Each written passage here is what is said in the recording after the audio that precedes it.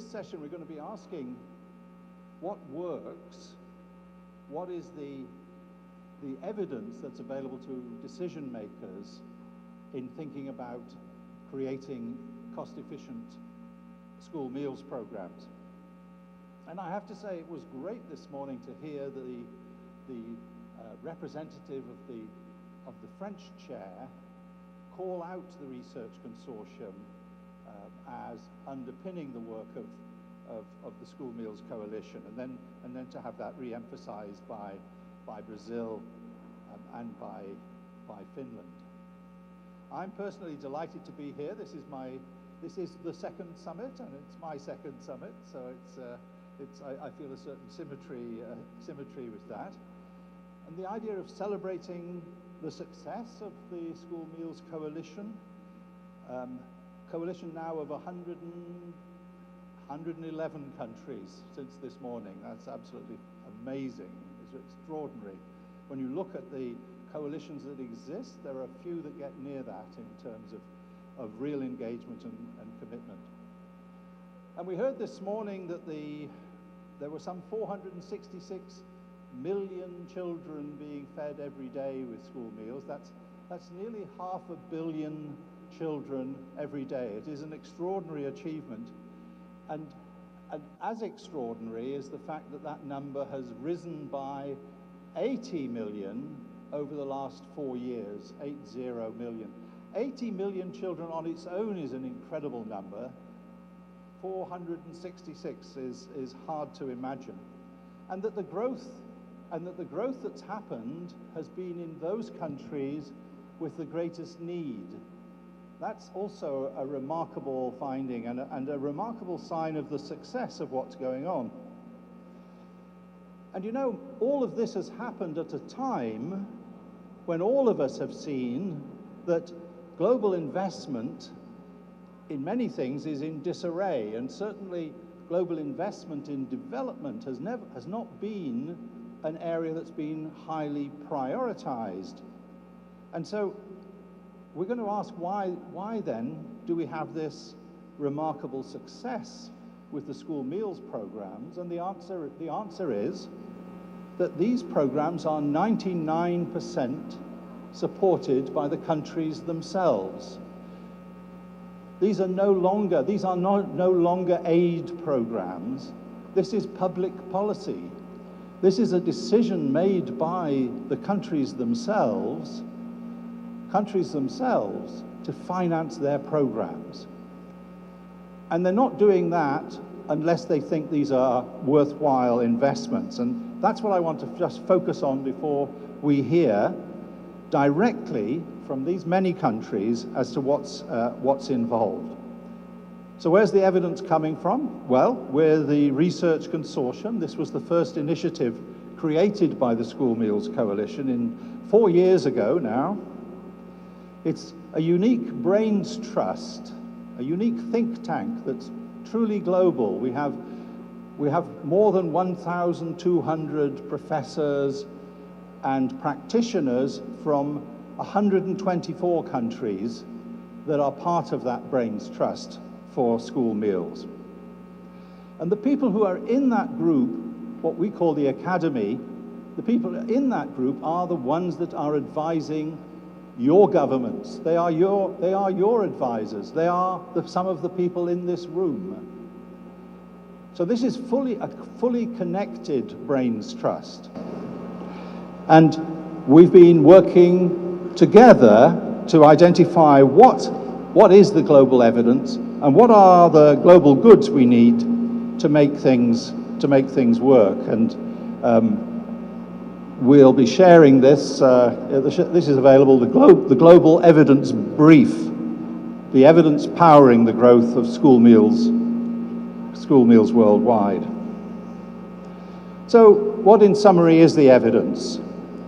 The evidence is really around 3 major drivers that make investment in school meals programs worthwhile. The first is that school meals programs are an investment in human capital. Or to use another commonly used phrase, they're an investment in the well-being of future nations. By investing, and so these things I'm talking about now are things where we have clear and credible evidence that's widely accepted, that school meals increase access to education, they increase enrollment and attendance, that they increase and improve learning, and that's very important. In fact, in Fortaleza, in this building last November, UNESCO held its global education meeting, and a big part of that was to make the point that the well-being of children was an essential component of educational outcomes. Now, I think all of us who are parents already knew that, but it was not well accepted, but it is now, and that's been really well documented as a key factor. And so, if you ensure the well-being of your children, then you also leverage the investment you're already making in education. So the investment in school meals is part of that, is part of leveraging that. It also, of course, improves the health of the children at that crucial stage in life. And the final very important point on this, it specifically benefits the poorest children. The children who are going to school from poor homes, if we're going to break the cycle of poverty, they need to have the same chances, the same opportunities in life as the rest of the children. That's what makes the difference. And what we see now at all economic levels is how important that is. So I'm just going to emphasize 3 examples. The European Union Child Guarantee, where school meals programs are a pillar of that program in 26 out of the 27 European countries, meaning that in those countries they're seeing the need to specifically support the poorest children, give them the same chance. But we're seeing that same focus on equity in the way in which programs are set up in South Africa, in Brazil, and in China, a focus on equity. And indeed, this is what the president of Indonesia recently talked about, creating a golden generation, investing in the young people today that will be the source of the wealth and success of the country in the future. So that's number 1. Number 2, that school meals programs and food education change how we have our relationship with food and establish our lifelong preferences, our lifelong dietary preferences. That's when we learn what we choose to eat, what we say we like. That's when it happens. And if we choose the right things at that age and then take that evidence forward with us for the rest of our lives, it improves the health of the child and offers benefits in old age. It addresses the questions around obesity, around cardiometabolic disease. And so we can see all these health reasons why it's worth doing, but also now one of the compelling reasons is planetary health, that the choosing food that benefits the planet, choosing to grow food that doesn't harm the planet is a key part of that evidence too. And the third main point in all of this is that if all of those things exist, if all of those multi-sectoral returns are achievable with school meals programs, then they together ensure that there's a high return on that investment. And that we've now seen that in everywhere we've looked at the value for money of school meals programs, it's always been positive. So all of those things together are what has made for reliable evidence. And I'm just going to pull out a little card here, which has, so one of these is available from our desk. It's also available on the website. But this gives access to all of the evidence on the areas I just talked about. Anyway, I'm going to stop talking at that point, and I'm going to turn to the countries, because that's really, really what we wanted to hear. So I'm going to move back, and I'm going to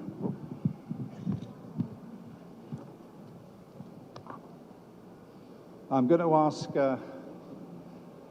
ask to introduce our first speaker, Ms. Fernanda Pacobahyba, who's president of the National Fund for Education in Brazil, who you will all have heard this morning, to talk about Brazil's influence, particularly in experience, on using evidence for regional learning.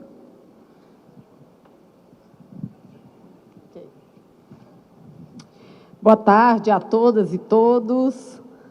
Mais uma vez, uma honra ter cada um de vocês aqui. Agradecer ao professor Bundy pela liderança, por nos ajudar tanto a partir desse consórcio, trocar ideias, e ser uma pessoa tão acessível e tão bem intencionada na construção dos nossos programas de alimentação escolar. Quero falar um pouco sobre o Brasil. Acho que o mundo já sabe disso, do quanto nós temos programas estabelecidos, especialmente direcionados à população que mais precisa, à população mais pobre, e isso faz com que o país já tenha uma rede de dados bem madura, especialmente a partir da introdução do Bolsa Família, que é um programa que captura dados diversos acerca da nossa população e que nos ajuda enormemente, eu diria, no desenho das políticas públicas. E aí, no âmbito do FNDE, do nosso Programa Nacional de Alimentação Escolar, o valor aportado pelo governo federal, em torno de US$1 bilhão, é um valor que ele passa a ser bastante, eu diria, acompanhado pela sociedade, pelos órgãos de controle, pelo próprio governo federal, e é um valor que a gente precisa ter nos detalhes para onde que está indo esse dinheiro, se efetivamente ele está impactando as nossas escolas, se ele está sendo bem gasto, e ainda mais que isso, o programa brasileiro, ele é um programa gigantesco, mas ele é um programa que aportam valores não apenas do governo federal. O Brasil é uma federação e para a gente é muito importante que os entes subnacionais aportem recursos. E aí nós tomamos uma iniciativa a partir desta gestão relacionada ao monitoramento, professor Bundy, mais detalhado do recurso do FNDE, do recurso encaminhado pelo governo federal e como esse recurso está sendo investido na nossa alimentação.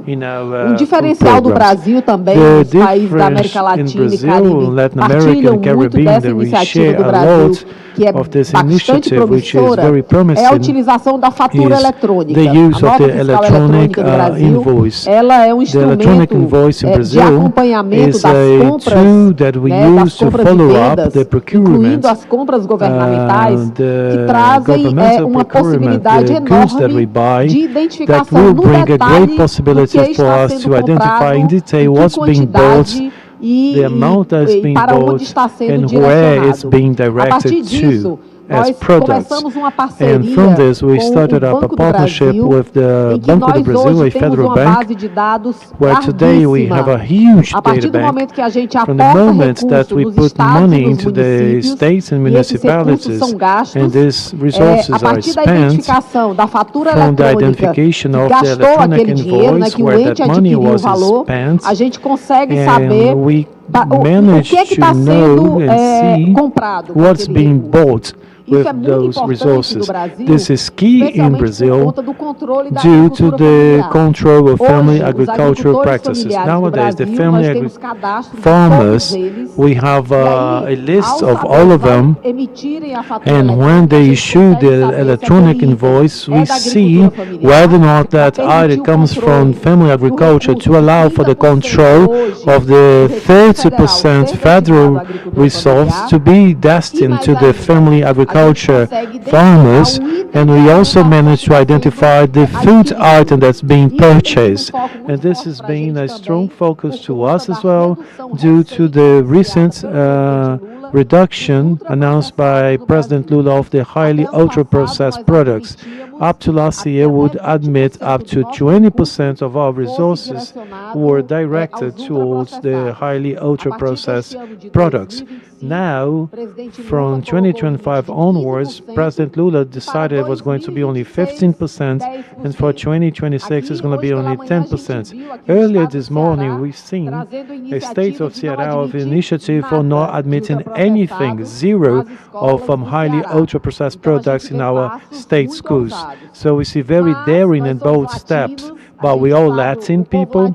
We know that Latin people normally, we have a lot of different pieces of legislation, but we find it difficult to enforce them. Therefore, we are really concerned about having these limits in our laws, but following up very effectively of these amounts of monies.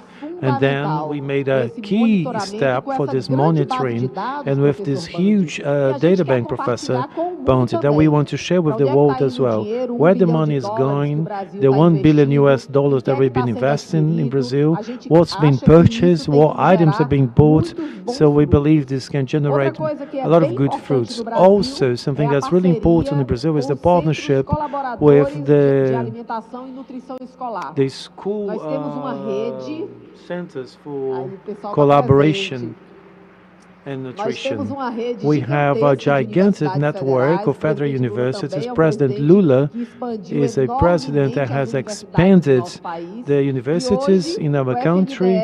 So now this funds, this program FNDE, is also present in all the different states of the federation, largely due to our universities, federal universities. So this gives us a lot of quality in our technical assistance work and makes us present in such a continental country as big as Brazil. Last, I would say that due to our group within the coalition, very good partnership with the University of São Paulo, the Federal University of São Paulo. There have been work specifically with climate change, which is very important for Brazil and very important for all of us that work with family agricultural practices, and undoubtedly what is one of the biggest proud of Brazil, which is our sustainable school meals, sustainable network. Our experience in Latin America and in the Caribbean actually allows us to be here strongly sharing at the coalition what we have as good practices regarding regional collaboration and knowledge sharing, reciprocal shares. Highs for us, the partnership with FAO is a great pride of us. Thank you very much for the time.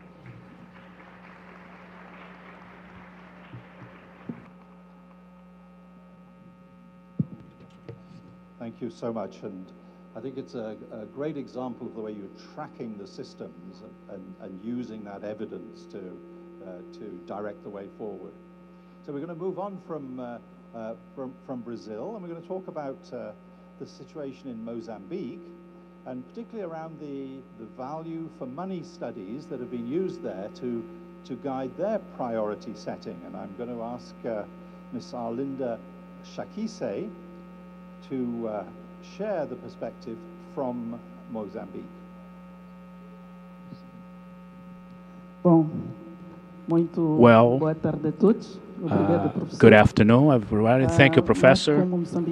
As Mozambican native-born, we are well satisfied and to be part of the second Summit School Meal Coalition Global Summit. And talking about the aspect that really fits me, let me start that Mozambique tackle a lot of challenges, especially nutrition and education and food security. We also still have a lot of inequalities, social inequalities, and the implementation of our school meal program, it's ended up by become a strategic policy in order to generate impact for the development of the nation. Unfortunately, we haven't have a overall coverage. We still have a long way to go. But during my presentation, we are doing different researches that is very important. So we'll be able to pinpoint and also define and how we should do it in order to reach out more and better results. One of the greatest research that we have done, that especially be part of, was the cost and benefit of the school food. We call it value for money.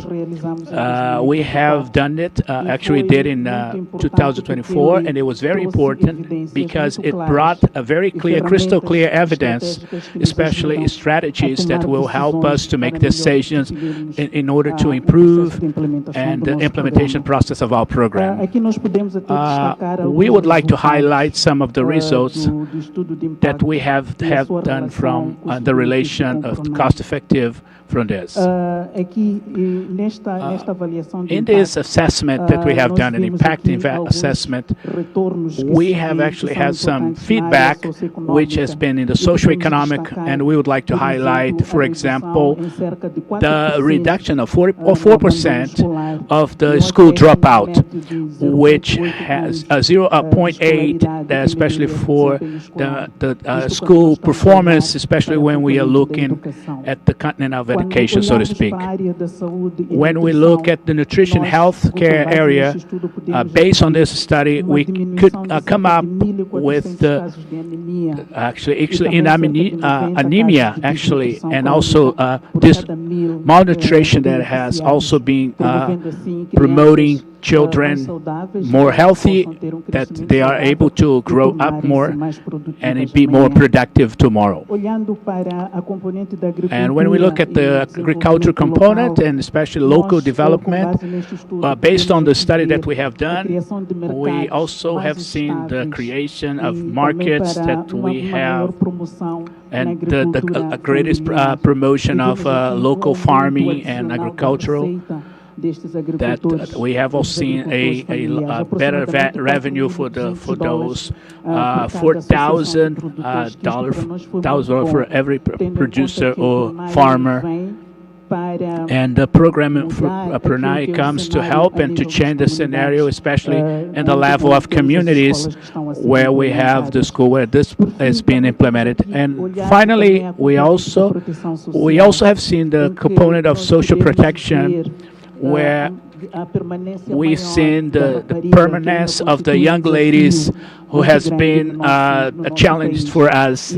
And we understand that the girls sometimes, if we see the girls in the school, especially the reduction of early pregnancy, and we are able to follow through and follow up, especially the indirect, that the families will correspond to 13% of the incomes, the expenses actually that of the feeding and consumerism. And we can also affirm that this study has brought us a correlation that for every dollar that is being allocated, we have a return of $4 that is back to us. And this value we realized during the presentation this morning, which is the meeting that happens in other countries. And based on the results that I've been sharing with you, we are able to see the perspective that the country will be able to have when it comes to strengthening the program. Because when we look at Pronai, we also the strategy for development, and especially national development, and also sustainable objective, but we also look at our plan that the government is going to carry out as well, which are macro, and that we'll be able to use this to define the strategy of intervention, so we'll be able to reach out the better results. And also we are able to see that we look an overall look at the whole thing, especially at the food security and nutritional and social protection as pillars of the development. We we see a need that we are able to consolidate this as a policy, as a public policy of the same state, and then guarantee and assure its institutionalization. So I would like also to highlight that in this first cycle that we are actually studying, within this under 100 day, we've been assessment the performance of the government. PRONAI was part of that, and especially after 100 days of governance. So, and that was also the way we saw, especially for the school meals. Another aspect that was really important, especially for to scale up the sustainability and in order to seek out different ways of finances and guarantee that we'll be able to expand our program, not only to look at the overall budget, but also to look the interventions for private sector, for example, and also look out for others, innovative, groundbreaking, that will be able to help us, among others. And our country, it's in a very well-advanced process of industrialization, and we have such a challenge for our province in the sense that they need to be competitive in a positive way. So we actually ask them to do and look for different ways to implement the program in the schools in its jurisdiction area. Another very aspect is the correlation and the connection with the farming, local farming, which especially the monitoring of this, and be able to see and to double check if we are actually going on the right way, and also able to bring technological aspect that will be in such practical ways and fast, we'll be able to have results. And just to finalize my word, I would like to also highlight the expansion of PRONAI for the government is a matter of commitment. And we have already made that commitment. And the government will take responsibility, ownership of PRONAI as a public policy for the development of our social. So we could have said more, but I think this is enough for today. Thank you.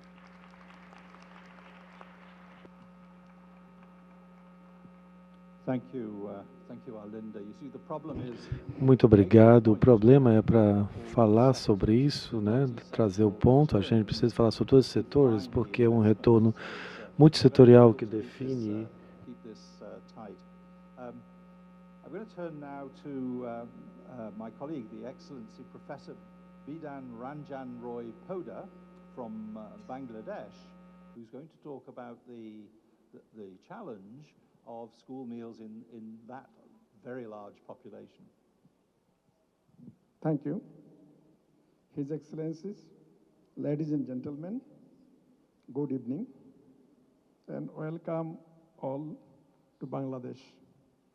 Before I going to the school meal program, I want to give a brief about our country so that you can consider the things on this background. If we think about the surface area of our country, it is a small one, 92th in position. But in population, it is a large country. It's 8th among the countries. So it is a densely populated country with different types of challenges. It is in developing country where per capita income is 10,270, but it is not evenly distributed. It is a challenge. And our school-going children from pre-primary to grade 5, it more than 20 million. And there are two types of school in our country, the government-run school and the non-government institutions. And about 53% of students studies in government-run school and others in other institutions. And usually, the economically poorer children goes to government-run schools. The number of government schools in our country, more than 65,000. In our country, school meal is running from 2001, but it is sporadic, and there is no a single program. Different government agencies, donors, and NGOs worked in that field. But now we have taken a government-run program which covers the whole country. And this program was based on the feasibility study that was conducted by WFP, and it helped us to develop the program. The previous program, usually the food supplied was fortified biscuits. It was a widespread thing. In some school, there was UST milk. There was a program for cooked hot food, but that program failed. So, in constructing this new program, we are preferring to avoid the cooked hot food. And our food basket now enriched with fortified biscuits. We are giving bun, egg, UST milk, and banana, 2 items every day, 5 days in a week. And in this program, 3.1 million students had been enrolled.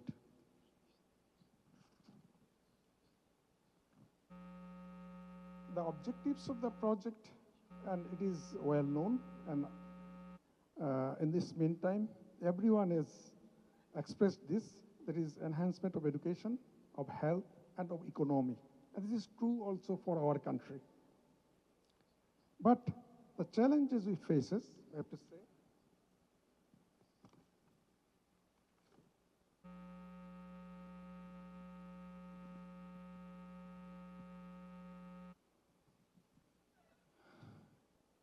the supply capacity of the products. It is a challenge we're facing, and the management of the program. It is a fully government-run program. WFP gives us the technical support. We are facing problem in procurement and supplying to the schools, and storing the food items, distribution of foods, waste management, and community engagement in all these areas. So as it is a LERS program, which is run by government only. For futures, we plan to enroll other children to this project, and within 5 years, we wish to include about 7 million students in this program and spread it whole over the country. So I think our experiences in running this program will help us to design a better program. And in this regard, I think the studies of WFP will help us. Thank you for your attention.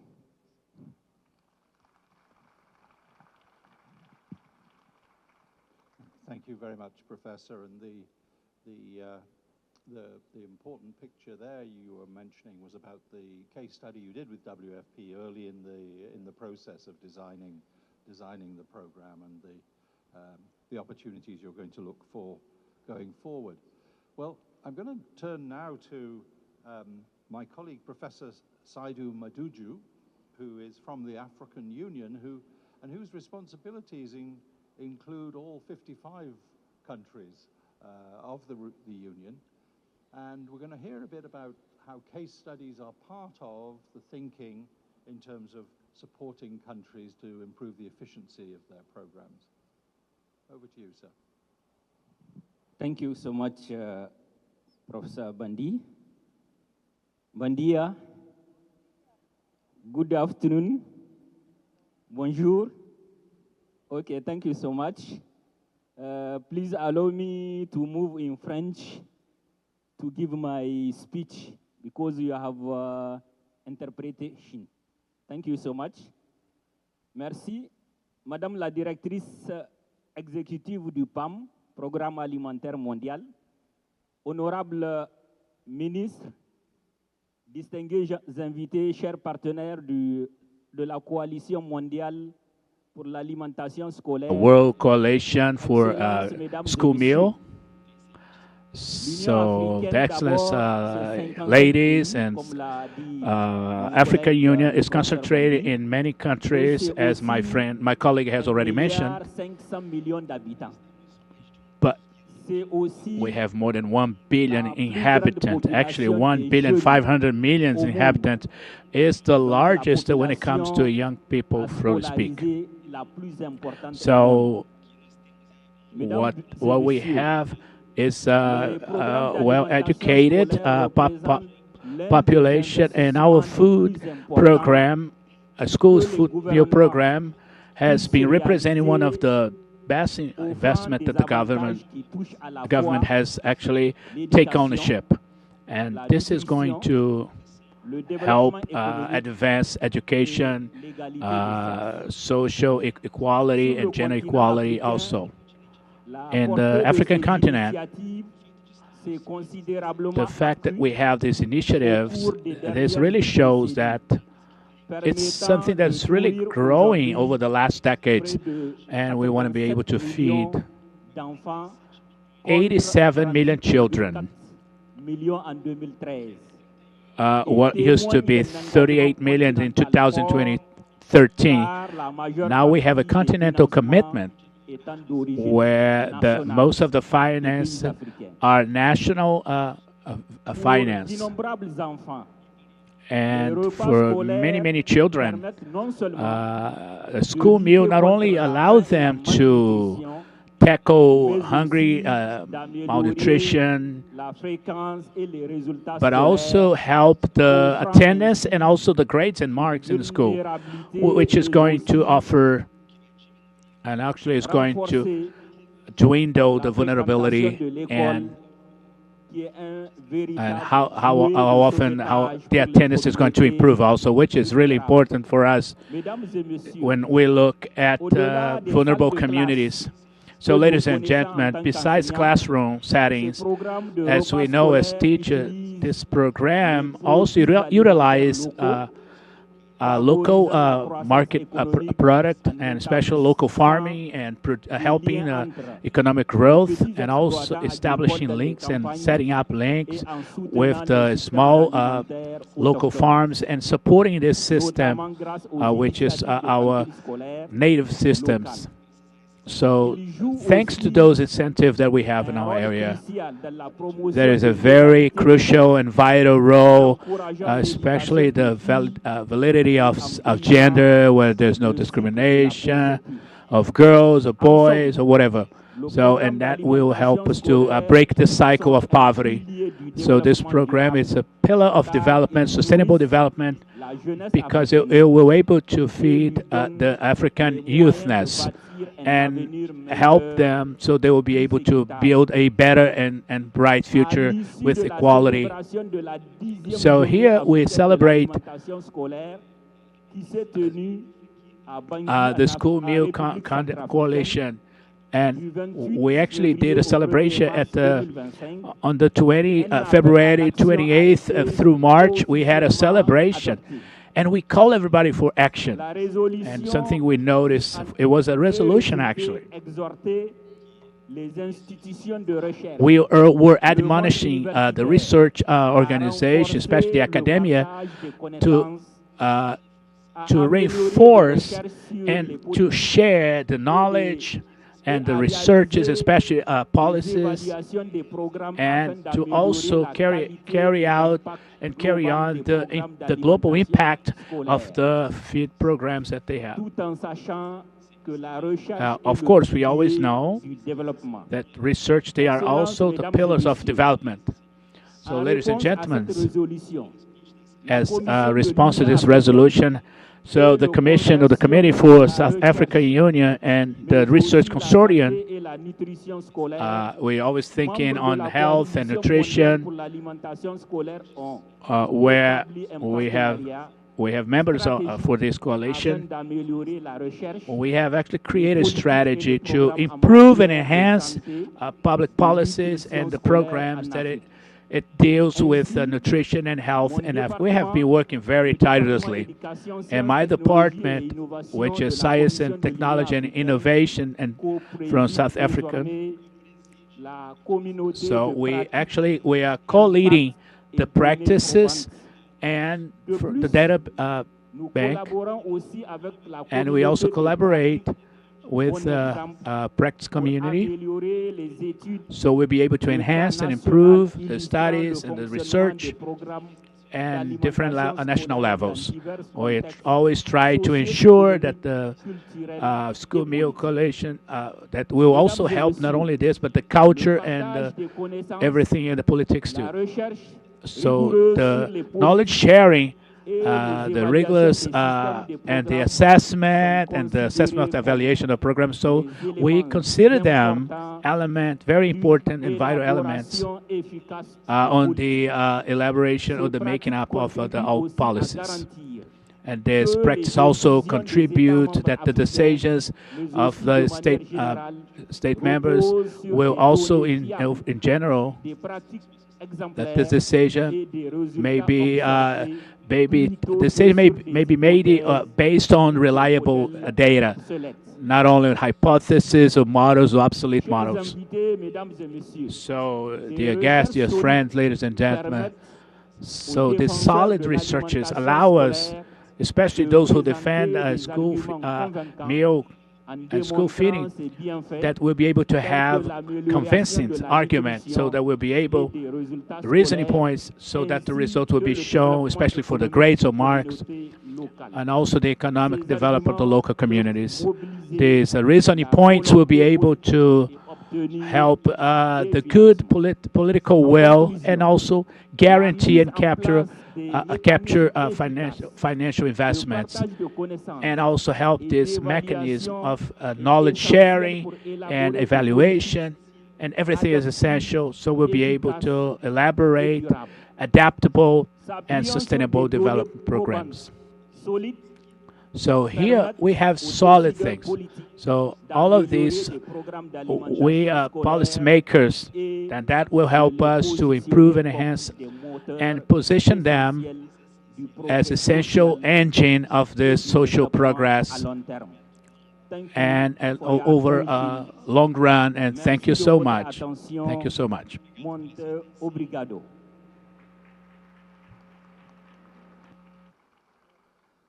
Thank you very much, Professor Madougou. And I very much admire that vision of feeding 87 million children in Africa. I think that is the African Union perspective. And I very much enjoyed your passion in talking about the role of research and evidence in making that happen. Thank you for that. And it's very appropriate that we turn now to one of the countries in Africa that really has moved forward on school meals over many years. And so we're now going to hear from Her Excellency Dr. Agnes Lartey talk about Ghana and about the role of research and the role of local procurement in the program there.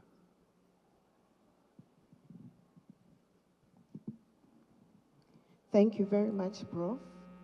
Let me take the opportunity to appreciate the coalition for this second summit, of which Ghana is happy to be part of. I also want to thank the leadership, the president, and the good people of Brazil for hosting this program. It's very important that we share experiences from time to time to encourage each other and to bring more on board as you have done this year. The school feeding program we have in Ghana is targeted at increasing enrollment of children in school, not just increasing enrollment, but also ensuring that attendance is improved. And then the children who come are retained, because along the line, for many factors and reasons, you have children dropping out of school. So the children being able to stay in school is very important.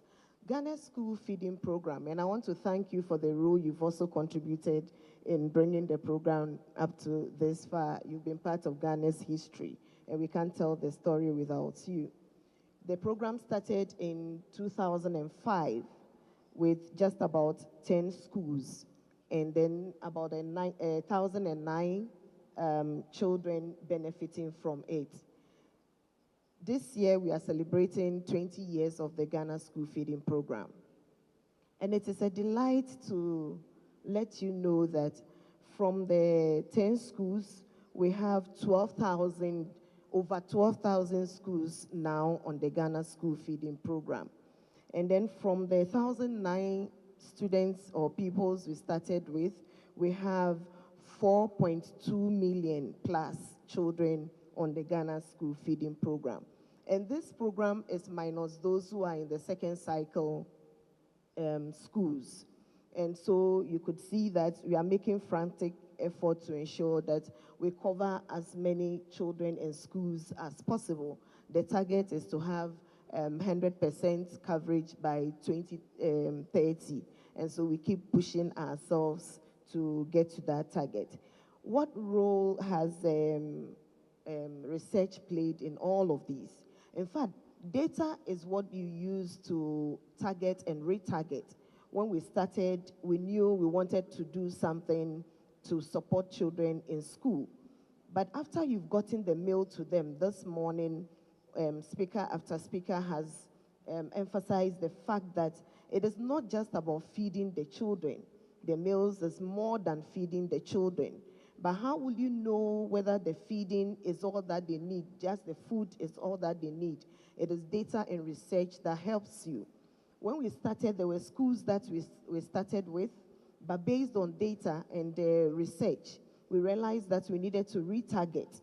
And so we were able to expand and then move some of the feeding from certain schools that didn't need it as urgent as those in certain communities. And so data helped us to do that. And today, as we speak, if we are improving, it is also because of the research that has come up. Ghana is enjoying relatively a smooth work, but in terms of the school feeding. But when it comes to the issue of procurement, procurement of caterers is a challenge. We are moving from what we've been doing manually over the period to the digital procurement of caterers. And that comes with its own challenges, as in some remote areas, the data or the issues of digitalization is still yet to reach out there.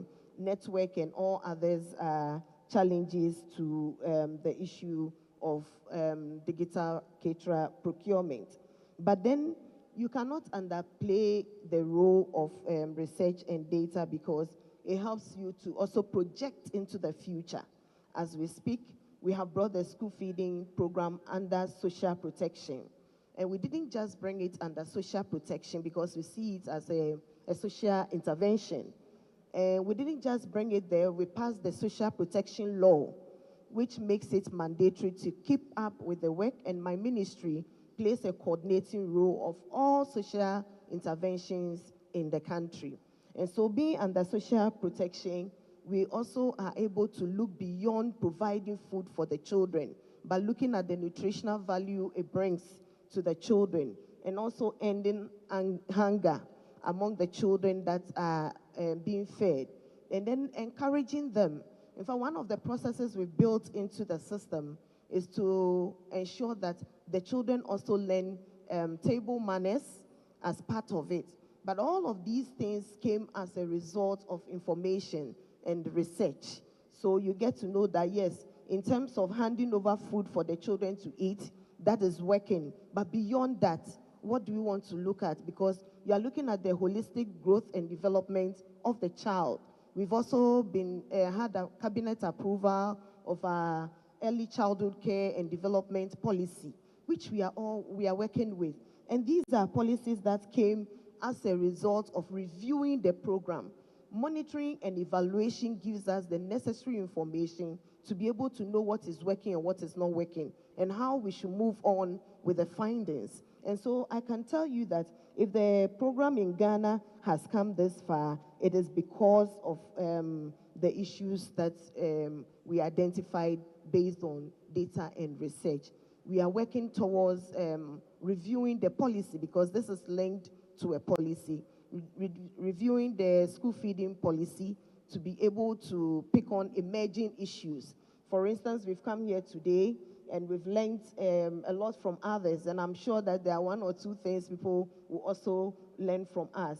So the policy which we've implemented over the 20-year period, how does it meet the current needs of the children and then all other stakeholders? But currently we are doing 100% domestic funding of the school feeding program. And that, for us, shows commitment of government. One of the things I was charged as a minister, I'm also a member of parliament, as a minister to do is to ensure that, aside the legislation, we build in quality in terms of the meals that the children are fed. And so the president is monitoring and receiving feedback from time to time as to how the quality is improved and then how it is further decentralized for the children and the people of Ghana. Living here today, we are recommitting and affirming our efforts in ensuring that every child in Ghana of school feeding or school-going age receive the feeding, and also replicate what we have here today at the national level in Ghana to bring all stakeholders. One of them is the World Food Program on board, so that we can share experiences to move the process forward. Thank you very much.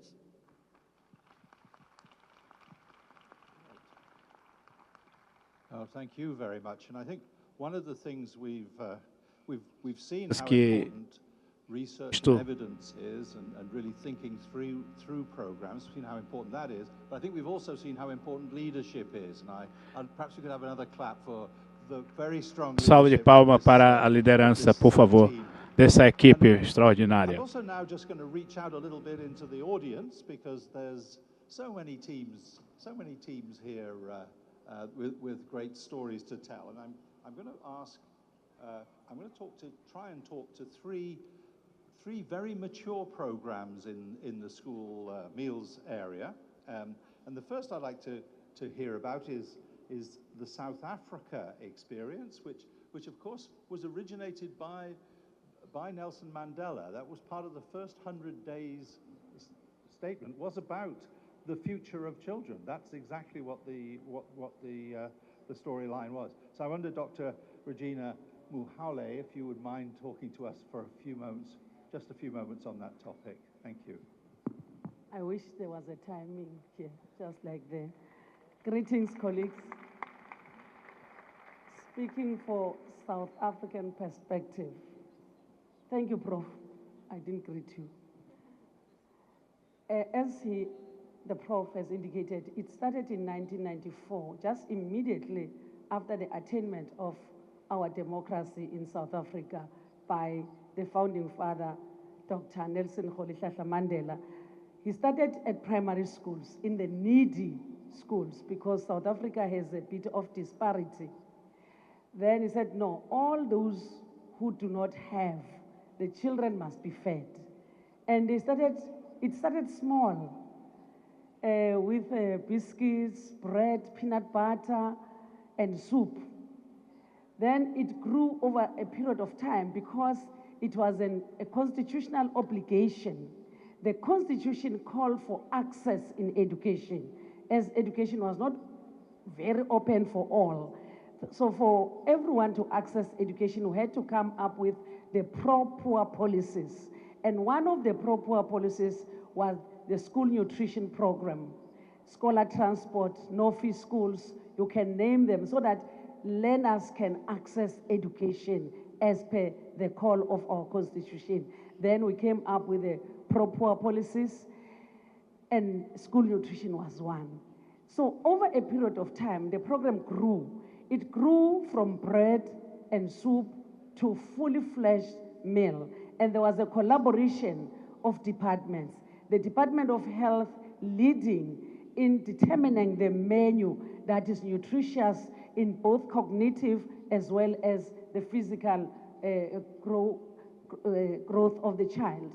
So Department of Social Development, because those are the ones that are responsible for the welfare of the child, your Department of Agriculture, and now that we have a Department of Small Business, we work with the Department of Small Business to empower the upcoming business people to feed our children. But it's not a business, it's about a child. So now the program, in 2009, we then moved, because it was only primary schools. And why, if this child at this primary school is hungry, why is the child full now when it comes to the secondary school? Then it was moved to secondary school of quintile 1, 2, 3 schools. It moved until it grew. As I speak today, we are even serving breakfast as South Africa to all the schools, 2 meals.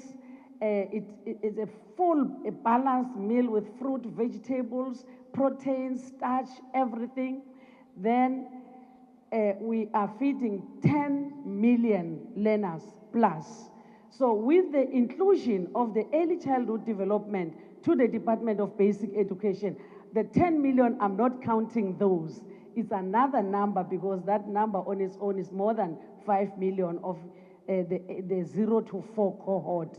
So Treasury this year has allocated 10 billion for the early childhood development over and above the budget that is there. Thank you so much, Chair. Thank you very much. What a success story. What a success story. And let's move to another success story in a very different country, and that's Sweden. And I wonder if Pernilla Ivarsson would mind sharing with us some thoughts about your 80-year-old school meals program. Thank you very much. It's not really easy to come after all these powerful stories of where different countries are, and I'm really honored to speak to you a bit about what we have done and still are doing in Sweden. To give you a bit of context, please, first a few words on our history.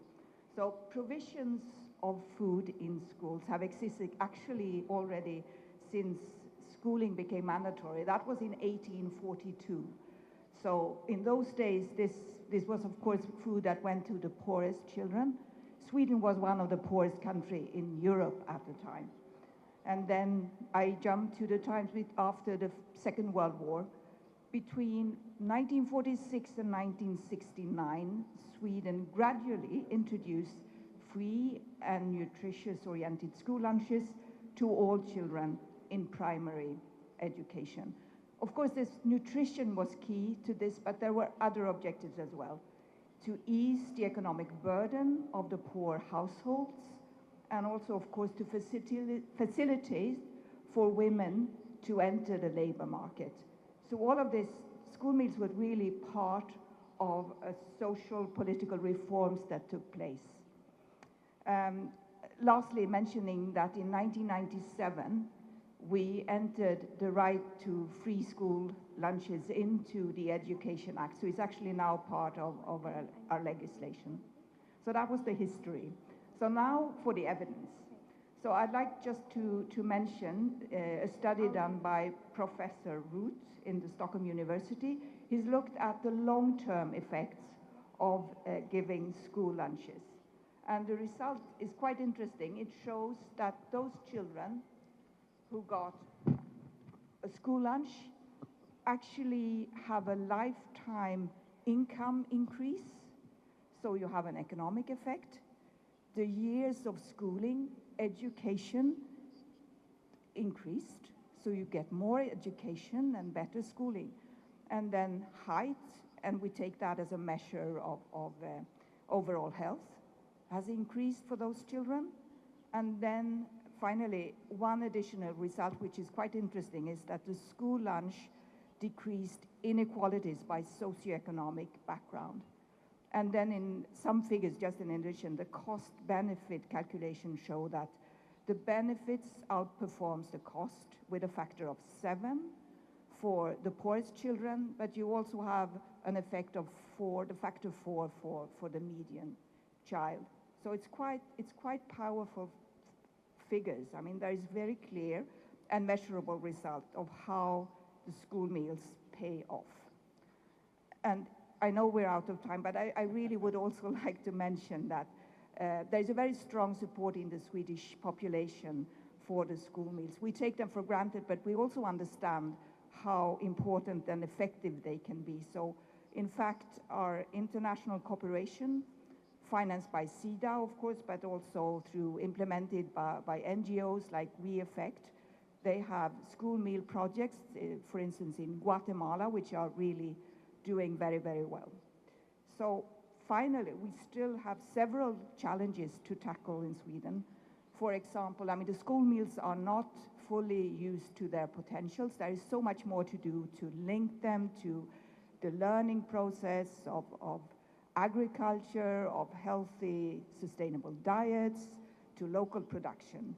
But it was great yesterday at the science event, really to hear about how our experiences and the research have inspired other countries like Canada and influenced their political decisions. But also for us, given the remaining challenges we have, I've seen in other of these studies that others have pointed to our challenges and the failures we have done in actually following up on everything. So I think this shows how research really can give a lot of improvements to everyone. Thank you. So that's what I want to say. I just want to say that there is a very interesting study of the Swedish experience, so you can learn more what we have done. You can also, you're very welcome to contact us who are here if you're more interested, or our food agency's competence center who works a lot of this. Thank you so much. Thank you, Pernilla. That's fantastic. And just what Pernilla's point was that yesterday we had a virtual science day involving a worldwide audience, and Canada said specifically that the results from Sweden had been what changed them from having a few really very good school meals programs to now to move towards a national program. So it's very good to see how the evidence matters. And finally, we're going to hear about another very mature program, the program in Japan, which is over 80 years old. And when I heard Dr. Lartey talking about the way that schools change the behavior of children, the way that meal times at school can be vital as a sort of pro-social mechanism, I think we'll hear more about that in the context of Japan. So if I could hear from you, please, Mr. Arakawa, that would be very helpful. Thank you. Well, thank you, Professor Dor, and boa tarde a todos. Good afternoon. Well, I would like to extend my sincere gratitude to the hosting country, Brazil, and the co-chairing country, France and Finland. Bem, primeiramente, eu gostaria de estender meus sinceros gratidões para a anfitrião to thank you, Brazil, initially, os países co-presidentes. Progress in its school and initiative since the summit 2 years ago. Japan has been collecting and analyzing information on domestic and international school meal programs to share the expertise accumulated through years of implementation. According to the needs of each country, we would like to share some of the key findings. The school meal programs in Japan has been improved from various aspects. In its long history, we have set the underlying legislations, guidelines, and manuals and the statistical information is updated every year. For example, 2 sets of standards have been established to ensure the proper provision of school meals. One that defines the necessary nutrition intake for students, another that outlines necessary items to manage appropriate hygiene level. They guarantee the quality of school meals in both nutritional and hygienic aspects. In addition, Japan promoted shoku-iku, well, roughly translated in English, food and nutrition education. So it's not about just nutrition, but about education. Well, right after World War II, in Japan, it's all about nutrition. But then now it became education as well. So what it is, we educate kids that what they eat and how much calories they take. So each month, we've got menu that shows everything to the parents and never shows the same menu in the same month. So you get the total calorie intake for the lunch, and when you go back to home, parents can see how much calories they got at school, so they can calculate for the breakfast and dinner. And the kids know what they ate and what is well-balanced food is. So the aim of shoku-iku is to acquire knowledge about the food through various experiences and develop the ability to choose appropriate food, enabling individuals to practice a healthy diet. Furthermore, it significantly influences physical and mental well-being as well as character development, serving as a foundation for fostering personal development across a lifespan.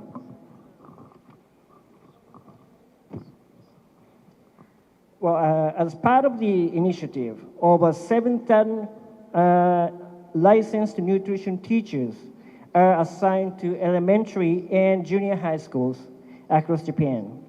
These teachers are responsible for both the nutrition management of school meals and the food education for students, serving as key promoters of food education. Making the best of this experience, Japan has implemented tailored cooperation in response to the challenges and requests of partner governments. For example, with Malaysia, we have conducted training in Japan on developing school meal guidelines. With Mongolia, based on regional characteristics, we are providing support, such as dispatching experts to the field and conducting training in Japan to ensure the provision of safe and nutritionally balanced school meals. Furthermore, with Indonesia, Japan is cooperating to share its experience, knowledge, and know-how through training in Japan and other means to promote more hygiene and safe operation of school meal programs. In August, Japan hosted Tokyo International Conference on African Development 9, or TICAD 9. A thematic event organized by the Global Partnership for Education showcased Japan's best practices for improving children's health and nutrition through its school meal programs. Japan also shared its expertise on establishing school meal programs to address the learning crisis in Africa. Facilitating a broader discussion on school meal programs in various countries. The school meal programs in Japan actively utilizes locally and domestically produced food.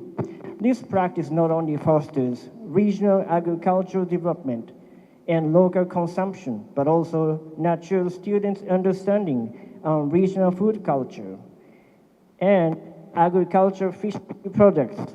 This greatly contributes to the development of a sustainable food system. The initiative of local production for local consumption is school meal program is expected to contribute to the promotion of regional agriculture through securing stable sales channels, an increase in the food self-sufficiency rates, and reduction of greenhouse gas emissions associated with transportation. In the end, we are determined to continue sharing the know-how and the knowledge we have accumulated through the years of experience to the world. Thank you for your attention. Thank you. Thank you. So, shuku iku is the key phrase there. So, fantastic. I'm now going to hand the mic back to the MC. Just want to say thank you personally to all the great presenters for those wonderful contributions, and thank you to the audience. Thank you. Please stay with us, stay on the stage. Please don't go away. I'll be grateful if you do continue to stay with us. Thank you so much to the panelists and everyone who contributed. Now, I'm going to increase my speed in terms of how I deliver at this point because we are running really behind schedule. But there was someone who showed us eloquence and passion earlier today in the way that she was able to present at the beginning of at the opening session. I'm talking about the Executive Director of the United Nations World Food Programme, Cindy McCain, whom I'm inviting here on stage to do the closing of this session.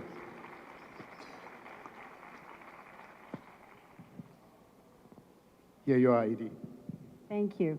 Well, don't tell my speechwriter again, but his speech is sitting on the chair. Thank you very much for coming. Thank you for participating in this.